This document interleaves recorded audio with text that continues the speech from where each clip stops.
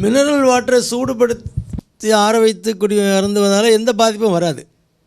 ஏன்னா சில மினரல்ஸ், சில நேச்சுரலாக உள்ள சில மினரல்ஸ், அந்த என்ன மினரல்ங்கிறதுக்கு தாது உப்புக்களை அகற்றி கொடுக்குறாங்க மினரல் வாட்டரில், அவ்வளோதானே தவிர அதில் ஒன்றும் பெரிய மாற்றங்கள் செய்கிறதில்ல.